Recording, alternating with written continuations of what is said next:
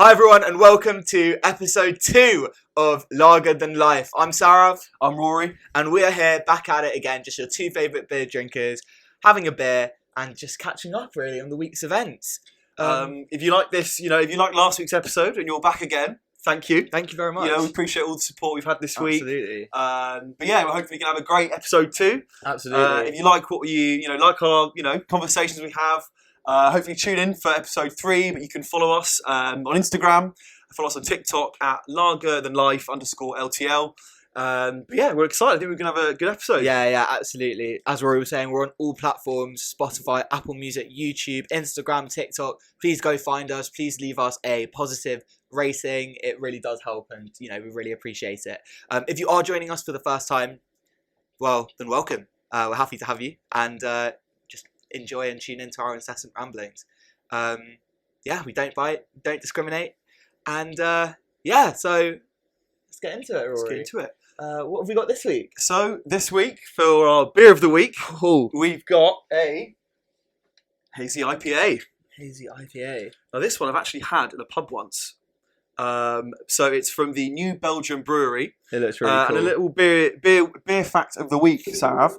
So the New Belgium Brewery was founded in 1991, right? I just know this. This is all knowledge in my head. Founded in 1991. Yeah. And at the time, craft beer wasn't really a thing in the US, okay. right? It's a US company, and it's the 3rd largest brewing company in America, right? And at the time, craft beer wasn't really a thing. Okay. And then they started making these sort of beers, like Hazy IPA. Yeah. And now they're the 3rd largest brewing company in the US. Sick. So we've got a Voodoo Ranger. Before you continue, sorry, Rory. What exactly is a craft beer? What is that? Really put me on the spot. I don't know, I feel like a craft beer's like... Is it like an IPA or something like that? There's just a little bit of something to it, There's like Stella, and then there's like, you just know when it's a craft beer, there's a bit of something to it. Oh yeah, fine. So it's more hoppy. So like maybe all the beaver towns would you describe? Mate, I can't believe we have a podcast called Lager Than Life and we just don't even know these facts. I didn't mean to put you on the spot. You really screwed me over there, Sarah. You know what it is? You're saying craft beer. No, I think my sort of scientific explanation to that is you just know. You just know when it's a craft beer. Okay, fine. Anyway, so with this one, I'm just going to read out a description here. Yeah, cool. So the Voodoo Ranger Hazy IPA has fruit-forward aromas, right? With a clean finish that will leave you reaching for another can. Oh, really? It's the alcoholics beer. Just give me another one. 5.3%. Should we crack it open? Let's give it a try. Let's crack it. So we've got a new way that we're going to rate beers because I think last week we just took a sip. We just took a sip, but it's all right. It's all right. And did get some feedback from someone saying, I can't believe that you said Leffe was Lef. And he said it tasted like baked Is it pronounced Leffe? Yeah, apparently it's Leffe. Oh, I didn't know that. Ooh, yeah, that was before, not on last week's episode, but we said it tastes like baked beans. Apparently not good. But anyways, should we try it? Let's go for it. Cheers, mate. To episode 2. It's episode 2.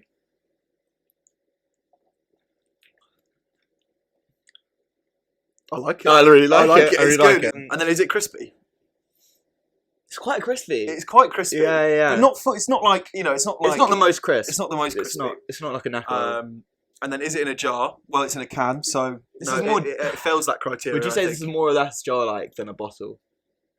I think it is, You think it is more... I'd say it's midway between, like, if a bottle is, like, the one end of the spectrum, and you're like... But a bottle's glass. Oh, that's true. Okay, I think we just say it doesn't fulfill the criteria for a jar. Yeah. But, what would you rate it out of 10? 8.5. Going big.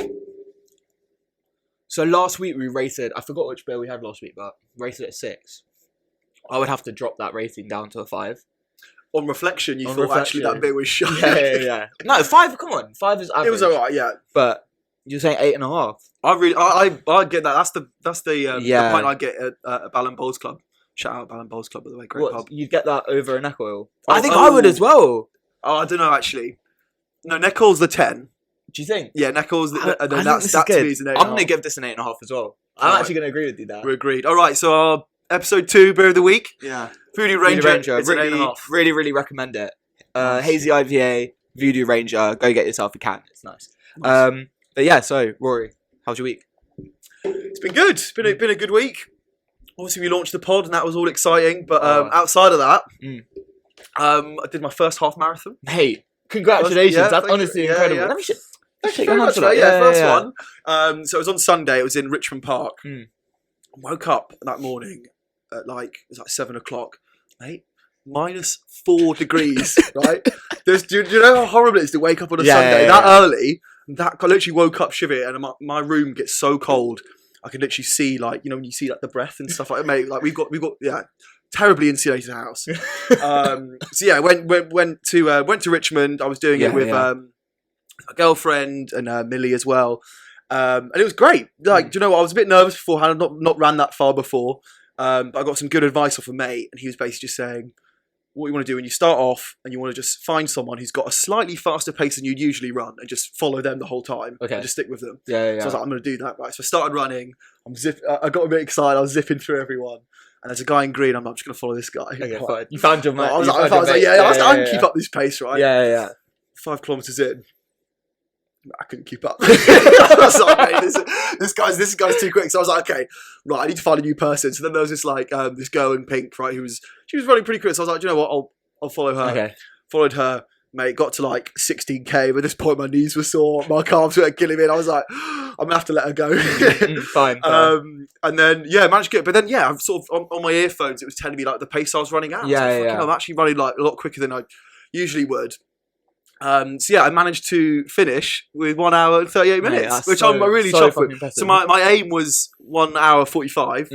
So beat that. So really, really, so you did 137 instead of 138. 138 instead of 145. 45, yeah. That's incredible. Well done, man. Well done. Although I did make a bit of a tit of myself at the very end, right? So but again, the last K, I was a fucking state, right? I was running along, and your brain's just complete mush at this point, and I was sort of looking down, and I was following the trail, and at this point I was like, I'm just gonna sprint the last few hundred meters. Started sprinting it, right, mate. I completely ran past, so the finish line's here. I completely ran past it and didn't go through the finish line. And I got about 10 meters. I was like, oh fuck! So I had to run backwards and then through the finish line. Mate, everyone was there, but basically just laughing at me. Oh, so what a way to end it. But yeah, I had a great. Such a new way to end honestly, it. the most Rory way to finish half marathon. No, I love that though. But yeah, it's great. But mate, how's your week been? Big congratulations. So yeah, obviously the pod's been keeping us super busy, and just want to shout out everyone. The support we've got is overwhelming. So thank you so much. I'm really, really we appreciate all the love in the comments. Yeah. We also appreciate the hate comments as well. Oh my gosh. So I think was it our first TikTok video we did? It was our first one. No, it was the second one. It was the second one. I think. We there was one comment, and it was from someone called Slay. So shout out Slay. Shout out Slay. And what was it again? Remind me. Basically saying that we did a TikTok which is kind of around what the Kim and North TikTok, and we're like, she's sexualizing her child. And then the comment was just you guys are doing the sexualizing, and the world's got enough mid-looking men doing podcasts. Just leave it, mate. Honestly, I got a message from Sarah the day, being like, mate, we've got our first hate comment. I was like, no way. Looked at honestly, it made my fucking day. I was so happy. I was like, if the content means that much that you're going to type that, that's our job done. We must be doing something right if we're getting hate. So thank you so much. Genuinely, we love the support. Thank you. I wasn't offended. I liked it. So thank you. But we'll take your feedback on board. We'll try to get better looking. Hopefully upgrade to upper mid. But I don't know. I think your criteria is just next. Anyway, but not to get bitter, but so my week, mate. So yeah, obviously shout out to everyone for all the support. But yeah, this week's kind of been a bit mad. So last Tuesday did my first open mic. Yes. And of course you came. And for those of you listening, I love music. I play guitar and I sing a little bit, and I write some songs as well. And this is something I wanted to do for ages. I really wanted to perform in front of people. I've done it with groups and stuff like that, never in this kind of environment where it was so I don't know, exposed, where it was just me, my guitar, and singing. But I loved it. I had so much fun. This man's, he's sounding quite humble. You're talented as fuck, man. Oh, thank honestly, you, man. I've heard Sarav sing once. This is my first time properly hearing you sing for a solid amount of time. And yeah, mate, mate, you fucking smashed it. Thank you, like bro. you No, I smashed it. appreciate Like that. I think it takes so much courage to like go up in front of that many people and sit. Like, yeah, mate, props to you. Thank you so much. Yeah, it wasn't like, upon reflection for me, it wasn't necessarily perfect. I feel like it could have been better. But obviously I was nervous and stuff like that. But you know what? It's fine. Like, I did it, and I can't wait to do more. I can't You wait need to to just do more. keep doing I'm more. gonna And then keep each on time doing you it. do it, the nerves will get less and less. 100%, Gotta do it. 100%. And I want to focus on becoming a better performer and stuff like that. And I have a lot of stuff that I want to write about, and I want to write more songs. And I met one guy at the open mic, and he said to me, like, it's really important because you write music, right? So you need to do open mics because, like, how else are you going to share what you're making? Yeah. And it's like so true, right? Like, I'm not expecting to like become like a musician, but I definitely want to share what I'm writing 100%, and stuff like that. And so hopefully I'll be doing great. some But more. you need to get the next one booked in. I'll get the next one booked in. Maybe some of our listeners will come and watch. Yeah, who knows? But yeah, so that was really good. And yeah, just shout out to all my friends and my sisters for coming along to support and for pushing me to do it. Because it all started because I decided one day that I really wanted to sing for my friends because like I was playing loads in my room. So one day when they were all like, we were around someone's house and I made sure they were all drunk. Yeah, flooded with booze. Yeah. And it was like 2 a.m. and I just got my guitar out. I'm like, guys, I'm gonna play and sing for you guys. And yeah, so they heard me and they were just like, you got to do it. So yeah, I'm like really glad. No, you smashed it. Thank you. And there's something else that just like, Go on. just to shout out. I'm not gonna name names here because this is unfair, but just something that made me really laugh this weekend. It's like I got a message saying that one of my boys, he had sex for the first time in 2 years. No way. And the group chat went off. Oh my god. The group chat went off. So shout out to you. You know who you are. I'm not going to name you. I'll tell you who it is. But bro, it was honestly, it was just the group chat went off, man. It was so funny. I think the funniest message I got was just like, just replied to the message being like, "You stallion." So yeah, that was fun. But yeah, cool, man. So should we get into it? All right. So our first topic of the week is you might remember back in October 2021. Yeah. A story came out about Alec Baldwin. Yeah. On the set of a film called Rust. Where he fired a prop gun and tragically accidentally killed the cinematographer Helena Hutchins. Yeah. So that was obviously a massive story back in October, and it's kind of swelled up again now in the press as Alec Baldwin and the armourer Hannah Gutierrez, they've both been charged for, I think it was 2 counts of manslaughter. Yeah, it was unintentional manslaughter, something like that. So they've been charged with that, and it's sort of, the internet's sort of fired up again, and I feel like the internet's split into 2 camps. So some people are saying it's not Alec Baldwin's fault, it's not the job of the actor to to check the gun before, check it for live rounds, and then some people are saying it is his job as an actor to check any firearm before firing it. And he's come out on interviews now and said, I didn't pull the trigger, and that it went off, but I think FBI reports have basically found out. Yeah, like, come on, mate. Like, leave it out. But yeah, I think it's an interesting like topic. But yeah, where have you like heard about this? What do you think? So I remember it happening. Firstly, I forgot that I didn't realize it was so long ago now. I mean, almost was over a year. I definitely think at first my initial thoughts were like, poor guy. Like, poor Alec Baldwin. Obviously, like, sincerest condolences to the cinematographer who passed away and her family and stuff like that. It's awful. But my initial thoughts were like, poor like Alec Baldwin, because like, can you imagine if you did that accidentally? Like, that must be the worst feeling. That would fuck you up for life in the world, to accidentally take someone's life. Absolutely, that's traumatic as hell. And he obviously was under the impression that it was a prop gun. So that was my initial thoughts. Now, obviously, looked into it a little bit, and he's saying this stuff like, oh, like didn't fire the gun, and he was saying that he was assured by the crew that it wasn't loaded. And I kind of thought to myself, yeah, maybe it is the crew's fault and not his. But then I really thought about it, and it's like, if I'm handling a real gun, I would check to make sure it wasn't loaded, or I would make sure someone else is doing it in front of my eyes before I take it, because yeah, like always you gotta be so fucking careful with that shit. Like, so I definitely think that he does need to take some responsibility there. You know. Yeah, it's interesting. It was a real gun. Because that's the thing. It actually wasn't a prop gun. Sorry, it's a real gun. It was a real gun. But how it works on Hollywood film sets is they have blanks in, right? Yeah. So you basically get the effect of the bang, you get the recoil, you get the cartridge ejection, you get the sort of the flash. Yeah. So it gives the effect of a gun, but nothing actually comes out. Yeah. So it's why the fuck was there live ammunition on set? That's what confuses me. But I sort of, because my reaction was quite similar to yours on this whole Alec Baldwin stuff. But the reason I sort of did a bit more reading into it, you know he's a producer on this.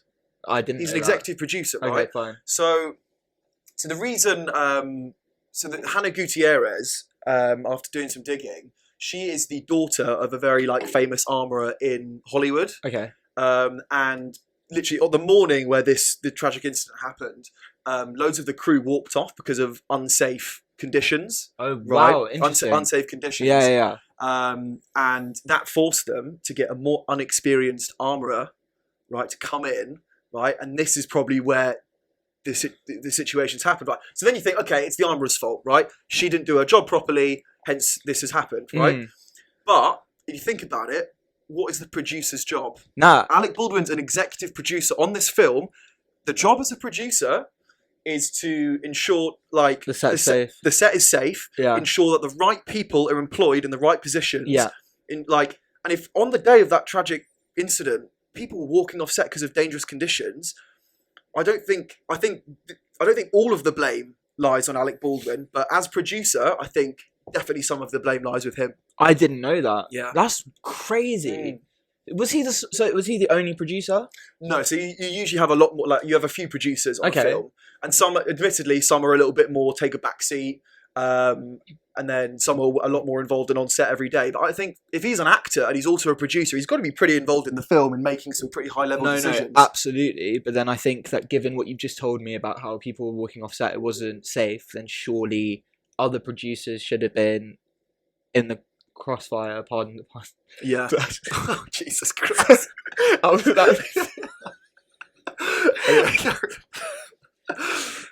Actually evil. That's dark.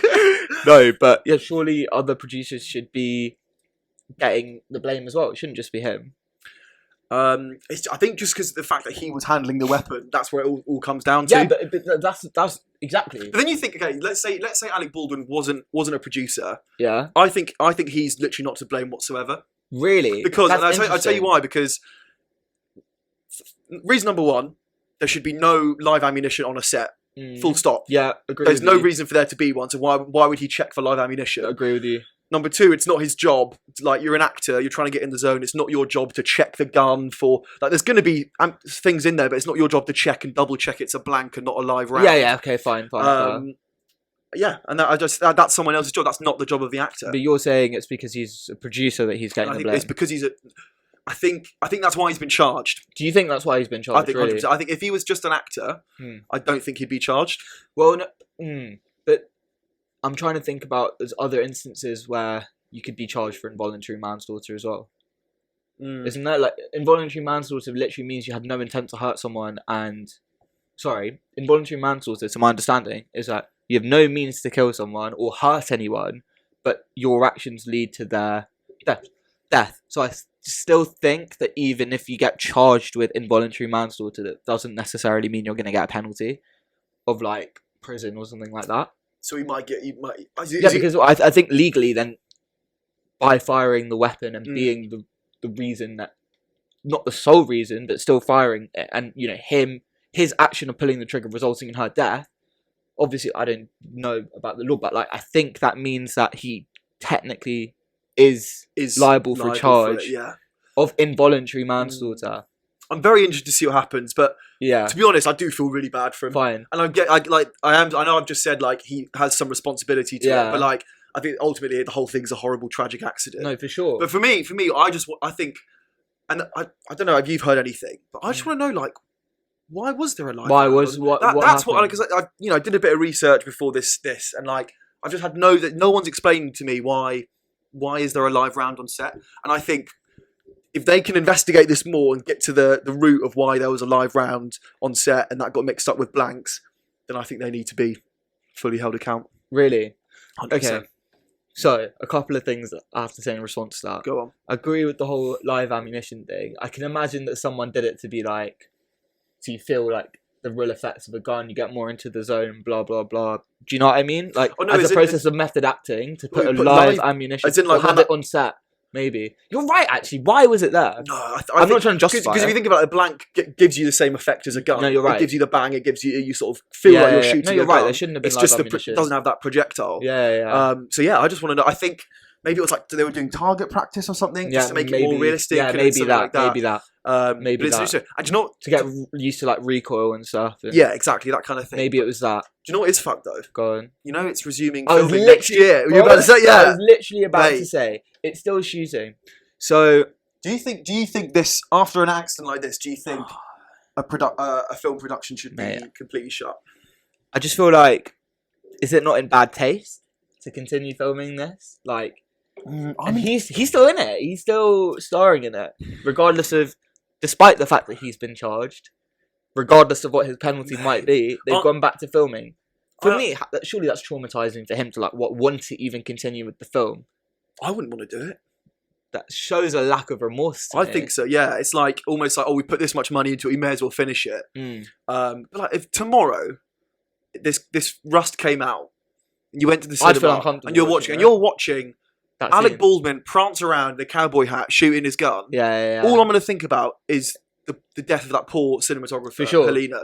Absolutely. And I think, I think it's horribly insensitive that they're completely agree. continuing the shoot. Absolutely. And you know what's going to happen as well. At the beginning of the film, it's going to say, like, in loving memory of, or this is dedicated to. And Hollywood will just monetize it as well. Yeah. And it's just like, that just kind of makes me feel sick to my stomach. But then there's, just playing devil's advocate here, would Helena not want to see her vision come to life as cinematographer? I think, would she not want? We can't talk about that. What we can talk about is her family's reaction to it. That's true, yeah. I know that her husband said that he's taken, comfort from the fact that Alec Baldwin's been charged. Interestingly. But yeah, surely there must be a huge amount of proceeds going towards the family from the profit of the film to enable this to continue going without there 100%. Being more of a storm. Yeah. Do you know what I mean? Because I'm 100%. Surprised things haven't kicked off more like on the internet, like I've seen. There must be like a huge amount of money going towards the family. Huge. 100%. It must be like ridiculous percentage of the. And I can't even imagine. Fair enough. I can't even imagine doing any like marketing or PR campaign on this. Like you literally couldn't do any interviews about this film because it would just link back to that. Because like I feel like I'd watch more Alec Baldwin films, despite this happening. I think his career is dead after this. Yeah, but it's the fact that he's continuing. Do you know what I mean? It's the fact that he's continuing. He's gonna have to reshoot that scene. Man, yeah, that can't be good for his mental health. No, that's horrible. That's literally reenacting the thing that pretty much ruined his life. Yeah, trust me. But yeah, I don't know. I think that's in bad taste. I think it's like just leave it. It's done. Move on to another film. You know, let the family heal her. Donate proceeds from another film to the family. Don't do this. I think it's just horrible. 100% agree. But yeah, sorry to go back to the point, but something else I wanted to say to you is that you said that Alec Baldwin, he shouldn't be, like, the reason he's being charged in your opinion, or the reason he should be charged in your opinion is because the fact that he's a producer, not like the actor who pulled the trigger, right? Then I still think then that other producers need to be charged as well. All of them. Yeah. All of those who have had... But then do you charge the people who finance the film, or do you, like... Do you know what I mean? All of those who had a responsibility for the set. Yeah. So the director as well. But I don't actually... No, the director's... director as well. So I think the way I see it, I think the director is more... I think, probably the director probably has some partial blame, but my understanding... Sorry, burping that. It's a beer podcast. We're going to burp a lot on this podcast. My understanding is that the director's more of the creative stuff and solving like the creative problems and things like that. Yeah, and then the producer's more like finding the right people to do the right jobs. That's why I said producers. Fine. Yeah, Because the producers are ultimately responsible for finding the director and the writer and the cinematographer and things like that. they're responsible So for I putting think, money like- in as well, no? And yeah, I think so. Yeah.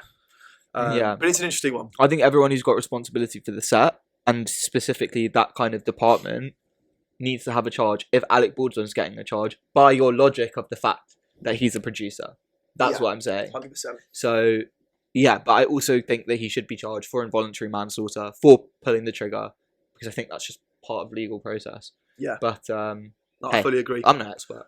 Yeah. I don't know. But guys, It's my defense. let us know what you think about Yeah, Alec yeah, Baldwin. please do. Do you think he should be charged? Do you think the film should even still come out? Do you think Yeah, it's yeah, wrong yeah, that trust they're that they're still going to continue filming? Let us know in the comments. But yeah, should we move on to the next topic? Absolutely. So, obviously, accidents happen, right? And one could argue that what happened on the set of Rust was an accident. Mhm. So something that I got thinking about is like, it's not related. I can see you trying to make the I'm segue work. gonna make I the can connection.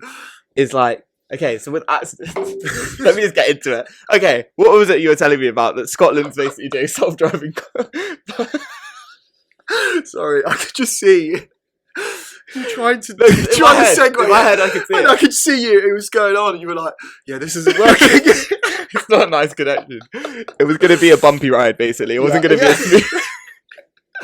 All right, go on.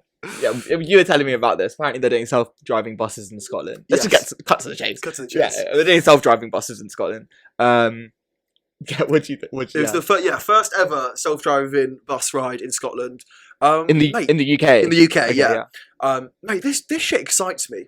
I'm so excited about self. Like, this is the one technology where I feel like people have been chatting about it for 10 years now. Yeah. And where is it?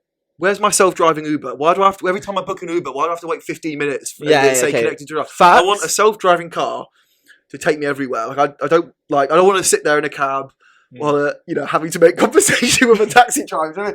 But I just think there's a few reasons I'm excited for it. If you imagine, right, Sarav, all of London was all self-driving cars. Yeah. Right? Suddenly you'd have they're all communicating with each other. Yeah. So imagine, overnight, there'd be no traffic. Okay. Right? I think something like 94% of all car accidents are to do with human error. Yeah, right? yeah. You'd wipe out. That would be such a benefit to to healthcare and stuff like that, right? And everything would just be so much more efficient. It would be so good for the environment as well. Like most self-driving cars are going to be electric, okay, right? Fine, yeah. So I'm just baffled that we're not at that place yet. And I think how the way I see it happening is in the future. I reckon 20 years time, there won't be cars. Cars will be like horses 100 years ago, right? Yeah, a few people might still drive cars like they do horses just for for fun or for sport. But I think everyone, rather than having a car, will have a subscription service. Okay. And there'll be different tiers of subscription service. So, if you have your basic tier, you might wait, 10 minutes for a car to arrive. But then if you have pay a little bit more, you might only wait 1 minute before a self-driving car's in front of you. You might be able to choose a BMW, a Rolls Royce or something like that. And that's what I think will happen. And it'll be transport for everyone. That's very interesting. That's where I see this all going. Your brain works in interesting ways. Go on. I can't lie, because I never would have thought that. So you don't think people will have their own cars? You think they'll have just a subscription service? I think so. Well, I think in cities, yeah. I think you'll have to have your own self-driving car when you're in the countryside. But I think for somewhere like us, we'll have it'll be maybe. I guess a lot of people in the city don't necessarily, for London, for example, don't necessarily have a car. Exactly, yeah. But I still think that would be that option. I don't know, man. Interesting that you're excited about it and stuff. Also, drink drivers, you're sorted. You're sorted. Drink as much as you want in the car. Yeah. And you won't get arrested. Yeah. See, we don't support drink driving, by the way. No, of course not. But why would you need to have a subscription? Surely you'd have your own car. You just would, wouldn't you? It's just self-driving. Because why would you pay a subscription? I don't know. Just in my head, you walk I don't know. Let's say we want to leave the studio right tonight. Yeah. We just walk out and a car's just there. Yeah, but that could just be my car. just like the idea of just like you just get in any car you want, you know. Yeah, You just think, I want that one, and you just get in it, and they're all just driving around all the time. It's a nice idea. I still think that'd be. So yeah, look, going back to your original point, Go on. I don't think it's going to eradicate traffic. Traffic's to do with how. They will, because they're all talking to all the cars are talking to It's each not other. going to eradicate traffic. You've still got millions of people who need to get to work at the same time, for example. So it's not just going to magically. Okay. The way that would reduce it is the way that would get rid of traffic is to reduce the number of cars on the street. But population is continuing to grow, and unless you're doing car shares and stuff, it's not. Yeah. Do you ever have it when you're driving on the motorway, right? Yeah. And you're driving along, Yeah. and there's been no accident, but for some reason all the cars unanimously decide, let's slow down. No. No. And you all just slow down, right? Yeah. And for about like 3 minutes, and then you speed up again. There's been no accident, no one's died, but everyone that would never happen again. No. That's to do with congestion. That's to do with the number of cars on the street. So that might not happen again, I guess, because every car can communicate. But there'll still be traffic. Like, for example, if you think about traffic lights, at junctions, you can't just let more. Like the traffic lights still need to process the number of cars waiting at the traffic. You can't just have like green lights all the time. That wouldn't work. I disagree. No, what do you mean you disagree? Because, okay, think about this, right? Every car will not only be communicating with each other, but will be taking literally the most efficient route possible, right? So Yeah. some people, when you're sat there and you're, driving to work or whatever, Yeah. there are some people who are probably on that road who don't need to be on that road, and they could be getting another separate route, and they'll all be talking to like a big hive mind, right? So basically, all working in favour of the most efficient outcome of routes to go. Yeah. That's what I think will happen. Yeah, but that does happen now. That's what Waze is for. That's what like Google Maps is for. Traffic's not just going to Really shitting on my dream, Sarah. No, I'm in favour of your dream. I'd love for there to be no traffic, but it's not just like going to be like. Okay, there would be okay. You've proven me that, but there would be less traffic. Admit it, right? Yeah, probably there'd be less traffic. There'd be less traffic. But so the way I was trying to make the connection with the Alec Baldwin thing is to do with accidents, Very right? tenuous. And who basically, Sorry, go on. it was literally just like a hair strand connection, if that. Like, but no, what I'm trying to say is like liability in the form of accidents. So I'm gonna make the connection here. So let me do it. Just like the accident happened on the scene of Rust, who's liable? Similar sort of thing with the self-driving cars, right? If you get into an accident, you know what I'm doing, bro. Yeah, Allow me. If there's an accident from a self-driving car, who is to blame? So there was an instance in the US. I think it was maybe last year. In 2019, there were 2 people who were killed in an accident that involved a self-driving car. Really? Yeah, I think it was in 2 years later, or maybe even January of this year. The person who was charged with manslaughter was the person who was in the vehicle, even though it was a self-driving car. Yeah. Liability gets confusing, right? Because So we're actually...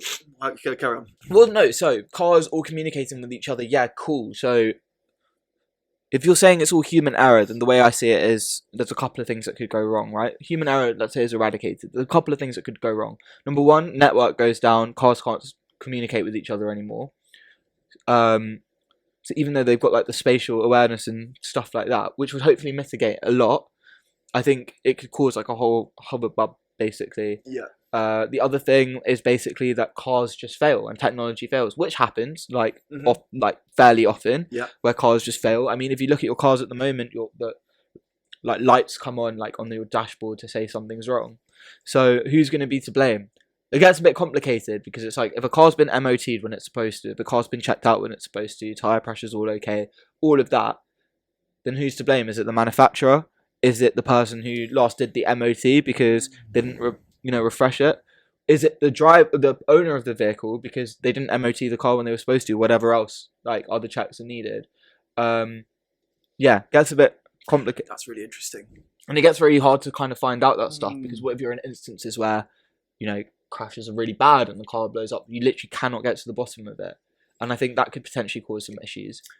So you think because of the liability issue, basically, if there is an accident, we can never, we'll never have true self-driving cars because there's always got to be someone behind the wheel just in case something, or like monitoring it, or Well, I don't know. It gets a bit confusing because at the moment it's really hard. Like it'd be very hard to conceive of a completely self-driving car without anyone there, just in case. Do you know what I mean? Yeah. But that could become the norm. But what I'm saying is, I don't know. Feels a bit. It's a tricky one, isn't it? Because like right now, cars are all there is so many accidents every single day on the road. Yeah. So many accidents on the road every single day, right? And then with self-driving cars, right, where you essentially bring forward this solution that fixes that problem. It literally removes human error, which, as I said earlier, makes up 94% of all car accidents. You remove human error, and you're going to get a lot less accidents, right? But you've still got that 6%. And it's like, just because there's what I feel like the problem with self-driving cars is when you have one accident, that's it. Blanket ban on all of them. Yeah. And it's a shame, isn't it? Because when you have one small accident, people are going to freak out and think, oh, that it's not reliable, and it's going to cause that like distrust of technology. Bro, I completely agree. I think human intuition and skepticism is very interesting because at the moment... It's not rational if you think about it. No, it's not rational. Nothing's rational about it. It's a bit like people are scared of flying, right?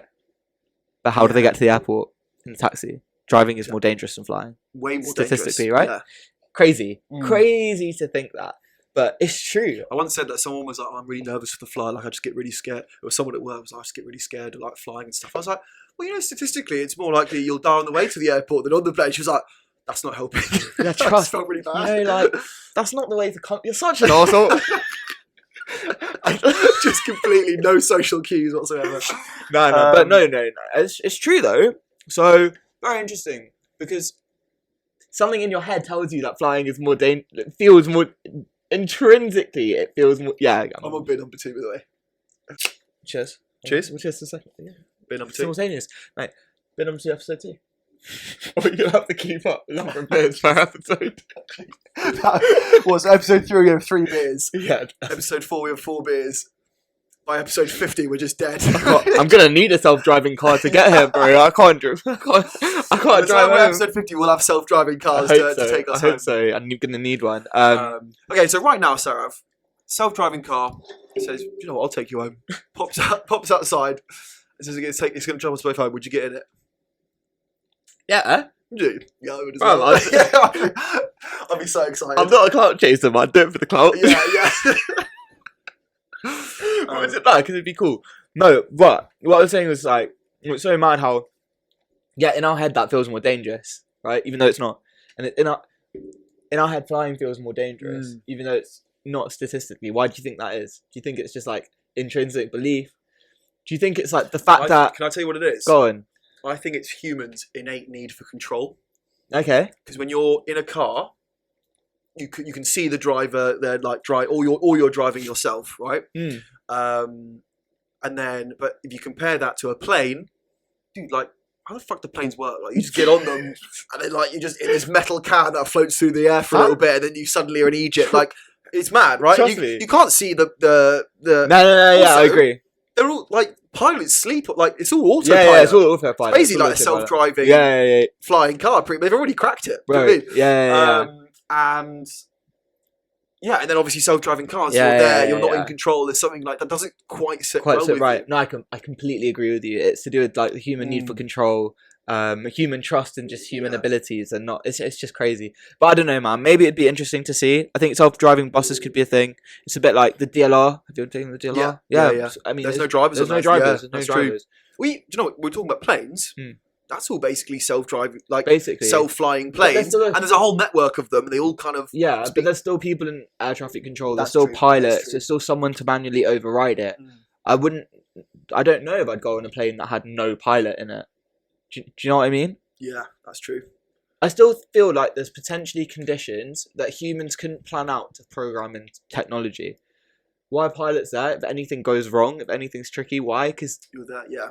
Yeah, exactly. Similar with driving. There's some situations where it's like you can't always foresee something like that happening to then program that into like technology. Do you know what I mean? Like when you just get into like sticky car situations. Like, you can't control the external factors. Exactly.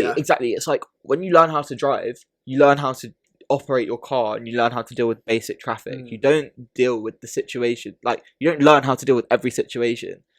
Yeah. So that's it's very true. similarly with self-driving cars. It's like you can't program that. So I would take comfort just from knowing that there's a person who can react. To react to stuff. I think maybe it comes down to understanding how things work as well. I Mm. understand how humans work as I'm like a human, but I don't understand how the There's technology also a works. sort of like road language, isn't there? Like an understanding between drivers. You know, when you're letting someone Yeah, through, do you know what I mean? There's that kind of yeah. stuff. Like, but yeah, I think it's an interesting one. Yeah. But I feel like ultimately, the only way you can have it is if all cars are self-driving, then it's safe. Mm. But when you've got a mix of people driving cars and self-driving Yeah, cars, yeah, that's a bit then sticky. it gets sticky, isn't it? Bit techy, yeah. Yeah, I don't know. We'll see what the future's got to come. But, Yeah. But guys, what do you think about self-driving buses? The first one in Edinburgh. Would you get would on you one? do it? Or are you terrified? Yeah. And what do you think about my idea of a subscription model and my vision for the future? Dead that man. Okay, all right, cool. sorry. What's our next topic? I'm nervous to talk about this one Go on. because it's controversial. But I'm gonna do it. Andrew Tate. Oh, we're only on our second episode and we're already talking about this. Right. Okay. Listen. I wanted to talk about it because I don't know. I just have some points I wanted to maybe like flag basically and share. And don't worry, they're not like overwhelmingly positive. In fact, I'd say they're just more like objective points. Okay, Yeah, it's fine. on. So let's talk about the current situation.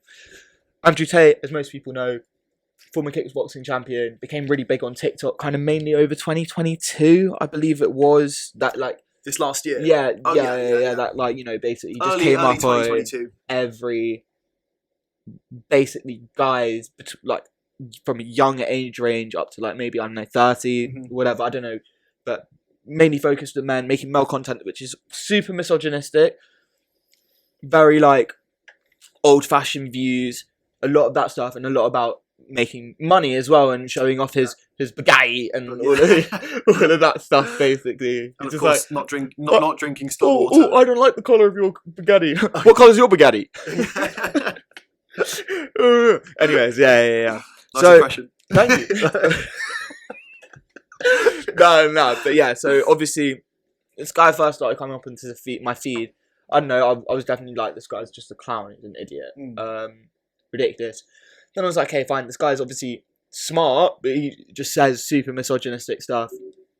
Bad guy, whatever. Anyway, he comes up a lot on my feed. Yeah, and I'm sure you've seen a lot of them everyone's as well. feed. Yeah, exactly. So obviously, at the moment, Andrew Tate's currently in prison in Romania, under accusations of people trafficking.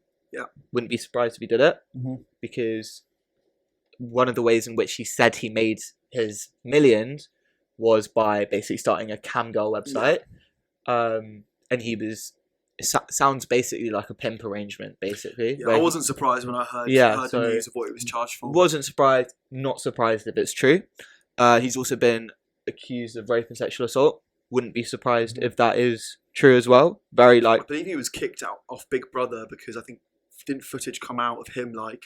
Yeah, but that was being forced. I think that was kind of neutralized because I think.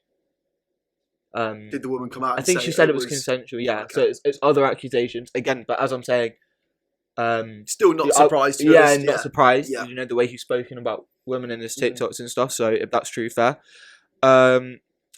Obviously, hope it's not, because I hope that he didn't do that to any of the alleged victims. I think that's obviously horrible. So I hope it's not true for the alleged victims' sakes.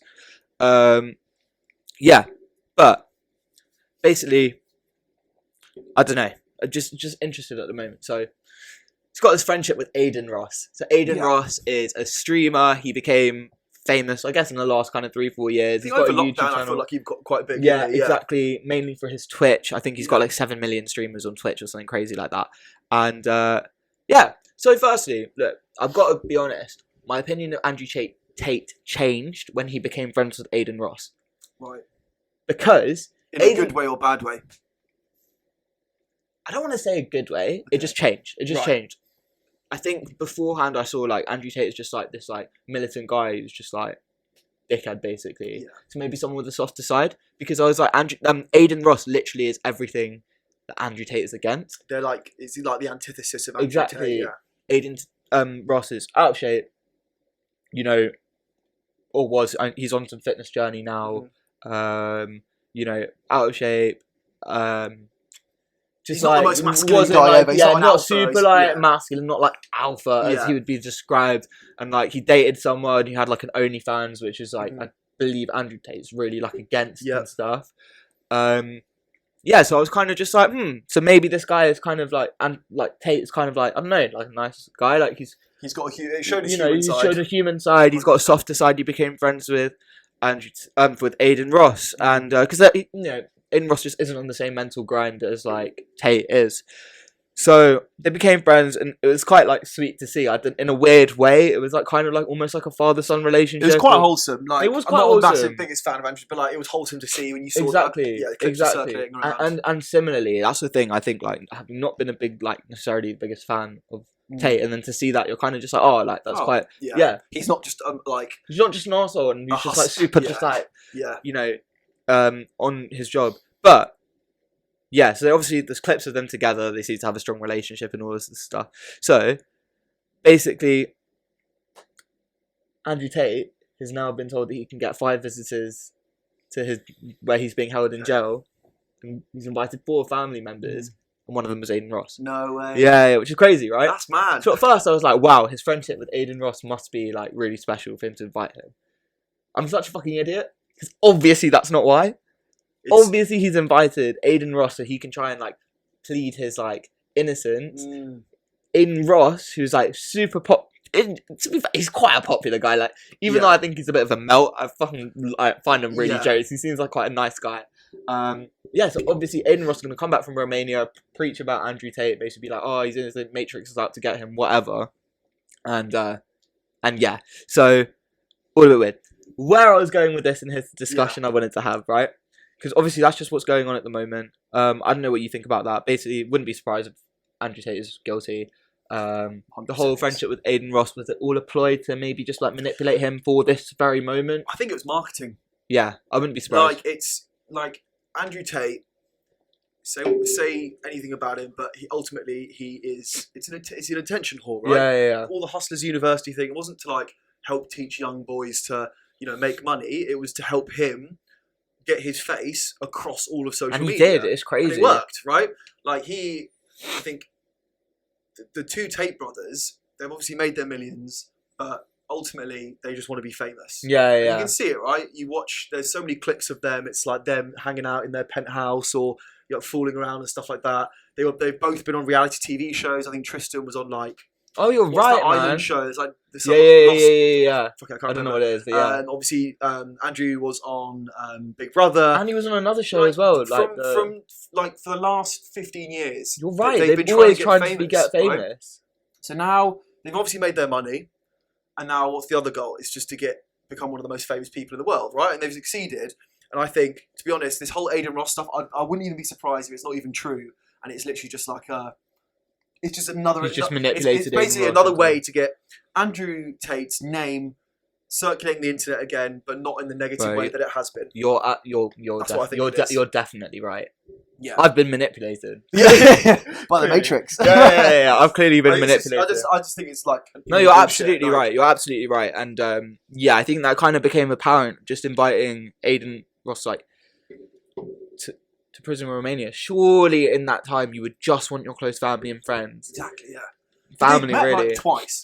Like, it's not as if they've been, chatting and stuff like that. It's like chatting since then. Like, it's... Well, yeah, so yeah, it was all a ploy. But something interesting is obviously, as we said, he's become one of the most famous people. One of the problematic issues is that he's become an idol for a lot of kind of young like boys who are like 12, 13, 14. And bro, there's like BBC News articles talking about how to deal with your child if they're talking about Andrew Tate, and guidance for teachers about how to kind of talk about Andrew Tate in schools and stuff. Because there's young kids who are signing up to Hustlers University firstly, then they're going around spewing his misogynistic nonsense, and it's just like, what is going on? So I really agree with that. like that needs to be an approach. And I actually kind of think maybe he shouldn't be spoken about in schools. At work, I do this volunteering thing every week where some school kids come in. Okay. And we just basically do like sessions with them. So there's a bunch of them, and one of them was telling me. So one of them subscribes to Hustlers University. He's 14. No way. He's 14. Yeah. So he's smart. He's a smart kid as well. He subscribes to Hustlers University. He told me that. He was speaking about Andrew Tate in school, and he got a call home to his parents. No. I don't know how I feel about that. So he got literally his parents got a call being like he's speaking about. Yeah.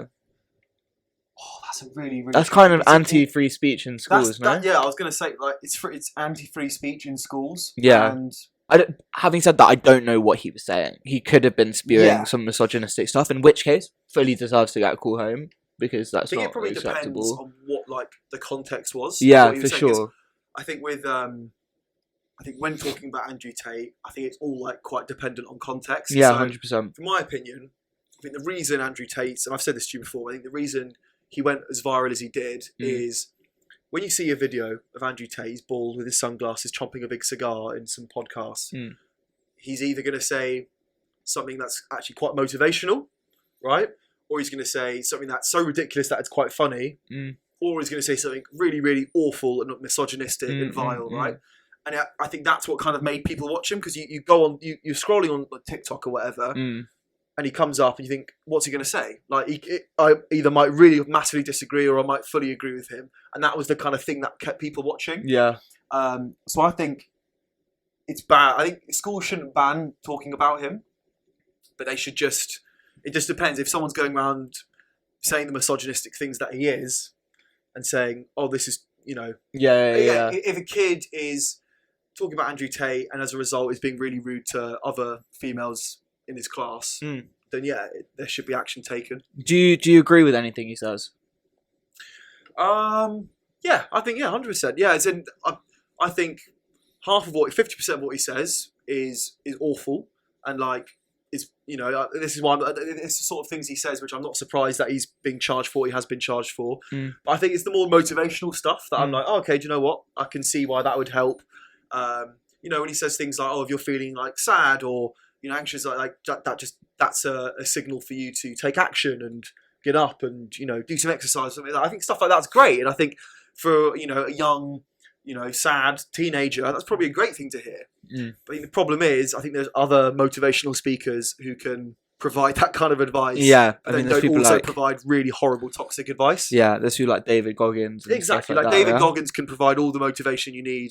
You don't need to listen to Andrew Tate. I also think the values he's pushing are just really horrible. It's like, I saw one where he was just basically saying, oh, the worst advice is,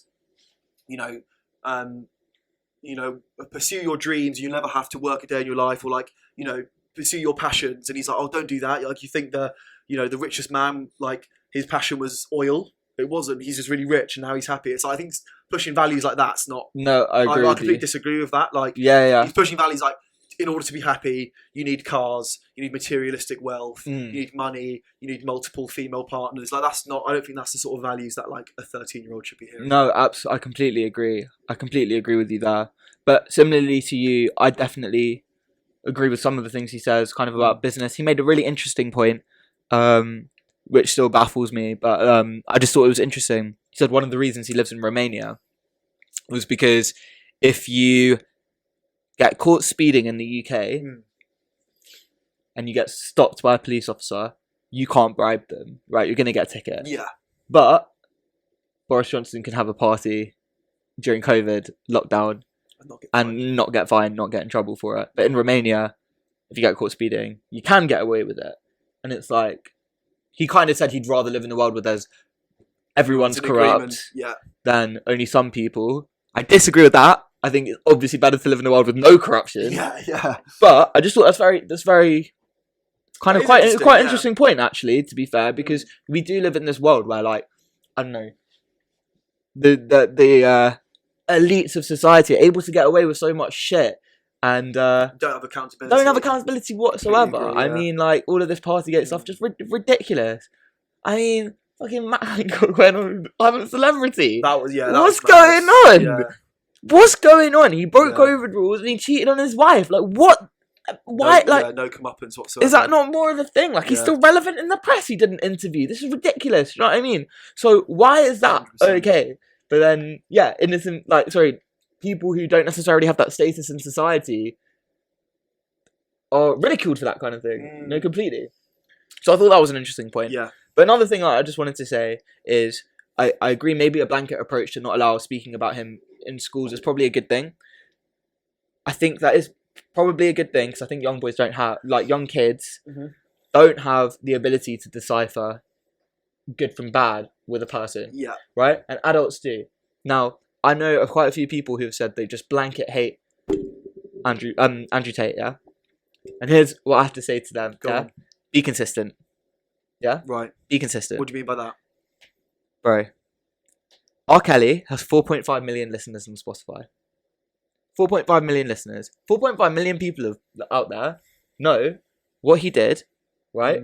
He married sexually assaulted underage girls, and they continue to listen to him. Chris Brown beat up Rihanna, and I think he's forgot actually about that really quickly, didn't they? Yeah. I think Chris Brown beat up Rihanna. I think he's has a history of abusing women as well, physically abusing them, right? He's still swooned over by girls. People love him. Love him. People are very quick to forget about the bruises he left on Rihanna's face. He just starts doing his dancing and everyone forgets. Yeah, everyone forgets, right? Walt Disney, Nazi. Yeah. Literally allowed a Nazi film director to come to the Disney studios. Wow. Right? I'm not saying people need to stop watching Disney films or stop dancing when Chris, whatever, yeah? Stop listening to Chris Brown or R. Kelly. Because even I'll admit there's bangers, right? There's bangers. There's bangers. There's bangers. So, I'm just saying. Fresh out the kitchen. Sorry.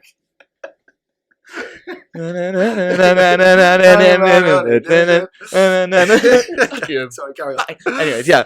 So, look, that's what I'm trying to say. I'm just trying to say, if people are able to take the good from bad from other situations such as that, you've got to be able to do it to this one as well. Right? That's all I'm trying to say. I don't think you should just dislike people who really like Andrew Tate as long as they're liking them for the right reasons. But I think it's important to make that distinction because people seem to make that distinction everywhere else. Right? So if you're that's all I'm saying. Just be consistent. That's right? very interesting. There's so many people who have done really, really great things who are bad people. So you have to just be consistent. I've got a response to that. No, go on. So say it. I'll fuck you up. I'll fuck you right here. I think the difference between the examples you gave, Chris Brown, Walt Disney, who was the other person you said, R. Kelly. The difference is you've got in one instance you're separating some of the things that some of the opinions that a figure has said, in this case Tate, from the other opinions he said, right? And the other one, you're separating the art from the artist. Woo! I've got you here, Rory. I've got you here. Okay, let me finish my point. You're separating the art from the artist, right? So I think people might have forgotten. People still know that Chris Brown beat up Rihanna. Right? Yeah. But ultimately, they're fans not of his character or his values. They're fans of his music and probably his dancing as well. Because he's a great dancer. Same with R. Kelly, and the same with Walt Disney. People aren't a fan of Walt Disney and the views he holds. People are fans of the content that he made and the legacy that he left behind. So that's why I think it's slightly different to Andrew Tate because, I think you make an excellent point. Thank you. However, Walt Disney. I think you make an excellent point. End of episode. No, go on. But Walt Disney, I believe it was the Little Red Riding Hood. The original animation for it had an anti-Semitic scene which got reanimated.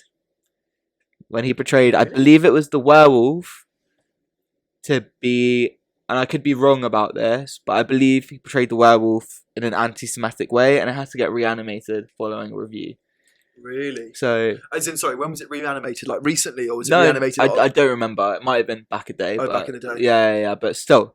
So, do you know what I mean? But has Chris Brown ever rapped about beating up Rihanna? or being or domestic violence. Okay, fine, maybe not.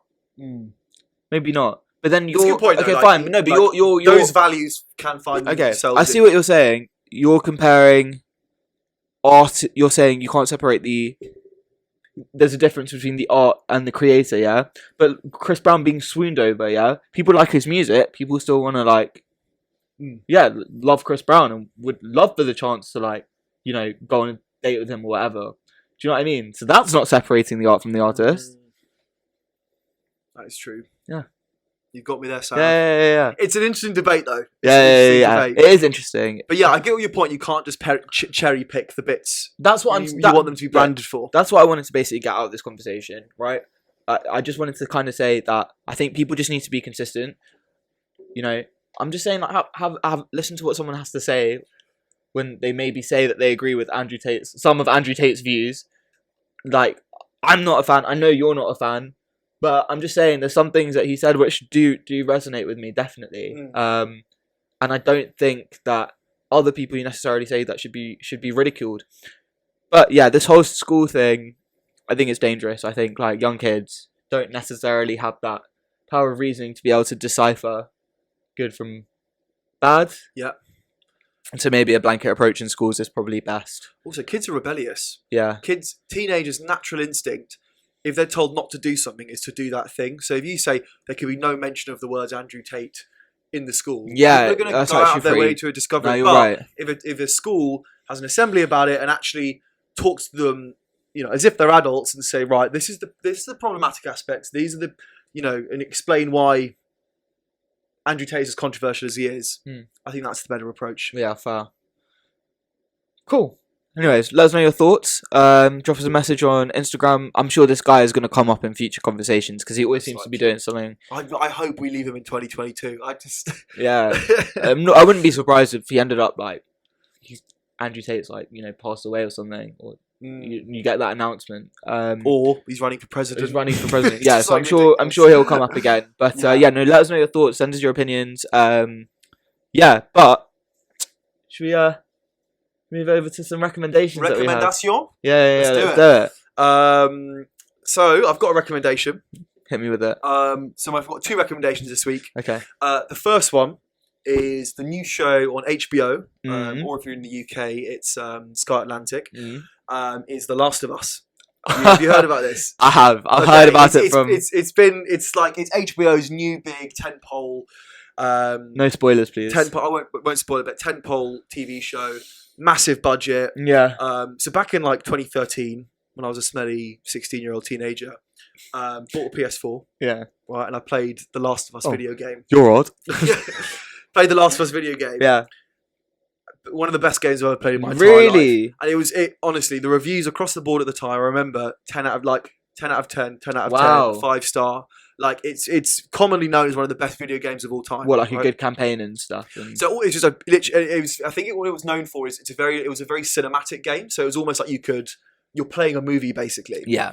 And it was really good characters, really good dialogue, and it was almost treated like a proper film rather than just a game. Okay. So it did really, really well at the time. And fast forward, 10 years now, 10 years later, and HBO have adapted it. So it's the creator of. Do you ever watch a show called Chernobyl? No, I know about it. So yeah, so it's the creator of that. You've also got the original game director on board as well. Oh, sick! Yeah. And the general plot is you've got Pedro Pascal, who plays Joel, who's a weary survivor. He's quite old, and he's been through some shit. And basically, it's 20 years after the apocalypse begins, and he's basically tasked with taking a girl called Ellie, who's played really well by Bella Ramsey, across the country. And it's like zombie apocalypse, but they're also dealing with, like, human threats. And there's obviously there's like. Walking Dead vibes? There's, like, the military. Yeah, it's Walking Dead vibes, basically, but it's so much better. Really? It is, honestly. Okay. So there's been 2 episodes, and the pilot episode, so the first one, I'm telling you, is one of the best. It's one of the best premiere episodes I've ever seen in my entire life. Yeah, so they're talking about this on the Shits and Gigs pod. Yeah. Yeah, and they made me want to watch it as well, because they're going to give, like, every week updates on it from now. So I'm gonna, because I know it's coming out week by week, right? I think I'm gonna watch it. It's so good, and, like, as someone who played the game, I basically it's so accurate to the game, which I'm really happy to see. And you know, when you think of like a post-apocalyptic, it's like, you know, abandoned buildings and cars and everything's a bit rusty. It's that kind of cliche vibe, right? Just the look of it and the production design is so like, it's like all like nature's sort of taking over. So you've got all these like collapsed buildings and cars, and there's like green vines like overtaken. It's got like a really distinctive look, and it looks exactly like the game. And the performances are great. Like Pedro Pascal is so good as Joel. But yeah, the first episode, I won't spoil it for you, but dude, when you watch it, the first 25 minutes, right, it is a fucking masterclass of like tension. I know what's gonna happen, and I was on the edge of my seat. Like it is fucking scary. It's thrilling. It's fucking heartbreaking. Like, dude, you've got to watch it. I'll watch it. Just watch it. I'll watch it. I'm not gonna say any more, but yeah, Last of Us. Let's pick this back up when all 10. Is it 10? All episodes are out. I think there's going to be 8 episodes, but yeah, there's been 2 episodes out so far. They come out every Monday night. We'll be able to watch. So we'll pick up at the end of the season. Yeah, I'll watch it. I'll binge it, and then I'm excited. Yeah, cool. Yeah, okay, great, cool. It's great. And I do you believe, have any recommendations? I don't, but I believe we have a recommendation from a fan. Actually, we've got a fan. Can you believe it? Episode 2. Listen, yeah, we're out here. We're getting hate. We've got fans. Yeah. Exactly. Suck your mum. So, Rory, I think So yeah, we got this request to talk about this, and it's White Lotus. Now, White Lotus has shout out Rohan, by the way. Thank you very much. So White Lotus came out, I believe it was 2020, the first season. Okay. Bit of a sleeper hit. Okay. Also HBO, so same as Last of Us. They released bangers though. They did Game of Thrones as well. They just Game of Thrones. They're just all the bangers on HBO. Yeah. So it came out, bit of a sleeper hit. General premise is loads of rich people go to a resort called the White Lotus in Hawaii. The season starts off, and there's a dead body being put onto the plane. Whew! Right. Then it flashes back 2 weeks. Oh no! Right? And then suddenly you get all these rich people, and they're all like different sort of subplots, right? So everyone's got their own shit going on, and then you've also got the hosts of the hotel as well, and you basically just see all the interactions of all the different guests and the hosts, and it's really really interesting. And it was a limited season, so it was going to be a one and done, right? But then people loved it, right? So it's come back for season 2, exactly the same premise, except this time.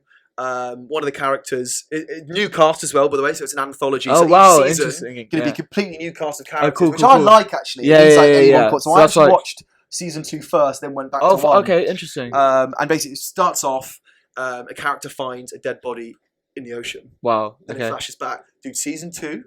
Right, season 1's great, I had a great time. Season 2 though, fucking incredible television, Sarah. You really love it. It's really interesting because it's basically a complete dissection of like rich people, like rich society and rich people and all the stupid problems that they've got. Yeah. And it's really interesting because it has all these different characters. So you've got one guy who's like a sex addict and he's like involved with like prostitutes. You've got one character who's like a sort of finance bro, and he's on there with another couple with his wife. And there's like lots of incestuous stuff going on there. It's just intriguing. Do you know what I mean? Like, loads of stuff happens, and it starts off, and you're like, okay, this is like they're all interacting and stuff like that, and all the storylines cross over, and basically it just racks up the tension so well, just slowly over the course of the episodes, just completely racks up until in the finale, it all just shit hits the fan. Oh jeez, it's really really good. It does this thing right, and if you've watched the show, you'll know what I mean. It does this thing where like.